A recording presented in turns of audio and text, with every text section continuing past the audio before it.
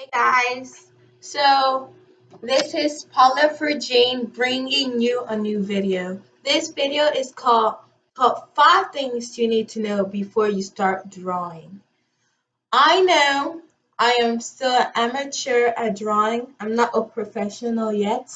I just really began drawing and I know that I may not be a pro to be able to tell you this and you to be like, yes, you need to know this. But this are the top 5 things a beginner should know when drawing. Some of them I'm still practicing, but yeah. So the first thing is you do not need expensive supplies. That's like literally one of the biggest thing beginners always think. They always want the most expensive things for the art. I mean, I don't have anything bad to say to them about that because I do it that too. So when I was getting a digital drawing tablet so I can draw on it, what that is displayable, what I wanted was the most expensive one. So I bought a very expensive one. My parent bought it for me actually. And then when I began to use it, I found out there's literally no difference between each type of graphic tablet. They're all really the same thing, either display or not. They're literally the same thing. They're just putting names to trick you. When you get your own, you actually see that it doesn't matter what type you have, cheap or expensive, it still makes the same thing. Press, pen pressability, everything. They're they don't really matter. Price art don't matter. You can create art with cheap thing. Like draw with waffles. She's been using hoo markers. I hope I said that right. And she's had a lot and using that now she got Copic markers. But look, she's still creating art with the hoo markers and she liked it better. So you don't need expensive thing. I'm trying to make my parent buy a Copic marker, but I'm starting to think, do I really want it now? I know a lot of artists are making great things using that, but do I really think it's important? No, you do not need expensive things to create art. All you need is a pencil, eraser, anything, your brain, anything, and you can just voila, create art from it. So my number 2 thing is you are allowed to use references. I've watched some video before and saying that only professional artists don't use references. That is false because professional artists also use references so the artwork can look professional. I've been trying to be drawn without using references, but that is not a good thing, guys. You need to know and start using references. They are really important. Uber professional use it and you don't know. Using references is allowed. You should. It's a choice. You should use references. They help your heart look more better and brighten everything. My third thing I have to say is the one I really need help on. Shadowing and highlighting.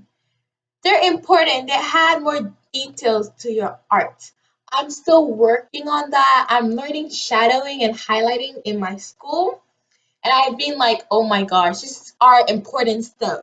You need to learn how to correctly shadow, how to correctly highlight things, how to put your cast shadow and everything. They're important in your drawings.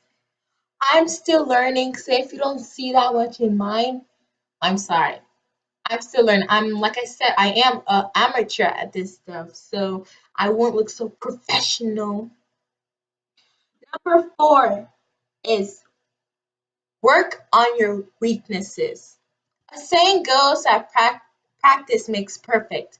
But is that true? No. No one is perfect. Nothing is perfect. The person that you think is perfect, they actually are not perfect. They're facing things and you don't know. Those artists you see on YouTube, they've made mistakes before, but they don't show you. They just show you their improvement, their good one. Because hard work used to better, makes you better. It should be practice makes better. That's what my art teacher always told me at school. Practice does not make you perfect. It makes you better. So work on your weaknesses. I've seen people like to they're bad at drawing hands, so they try to hide their hands behind the back. I mean, I understand why you would do that, but I feel like then that's one of the things you need to mainly work on. I rarely work on animals just because I like drawing humans better. I need to work on animals, and boys are like my weaknesses. Drawing boys, okay, not whatever you're thinking. Drawing boys are one of my weaknesses. So I'm practicing for that weakness. So when in the future, when you see me draw, you see, bam, oh my boys look so hot and fancy. Okay, sorry, I went too far. Okay, so the fifth one is both digital and traditional drawings are part of art. There's a huge argument going on that's saying digital is not art. Do you know what art is? They don't know what art is. Have they ever tried drawing digitally? No. They think it's easier. Well, I understand why you might think it's easier, but it's not easy at all. It's like traditional. People usually thinks that the computer are doing all the work. You know what? My family actually thought that on when they got me my graphic tablet. They thought that, and I made each and every one of them try drawing. Theirs looked not good. They understood that drawing digitally is not something easy. Just because something looks easy means it's not. It just means that person is really good at it and making it look so easy. So drawing digitally and traditionally are both part of art. There are some pros and cons of drawing digitally, and these are pros and cons of drawing traditionally. So you don't let those things get in your way. You can be a digital artist. It doesn't matter. You're still an artist. You can be a traditional artist. You're still an artist. Just like they say computer do all the work because you're drawing the computer. Does that mean the paper does all your work because you're drawing the paper? No.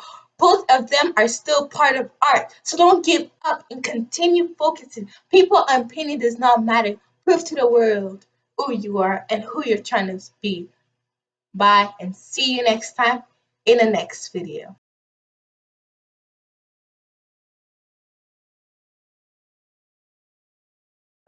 Tell me pretty lies.